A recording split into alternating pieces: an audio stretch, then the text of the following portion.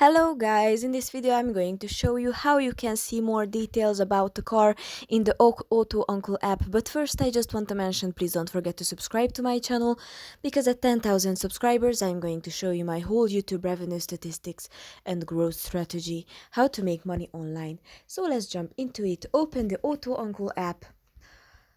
Select a car, tap on it and scroll down. Here you can see car details, but you can see just the year. If you tap on this arrow on the bottom, it opens to more details. You scroll down to the price history. You just have to tap on this blue arrow and it opens to emission information.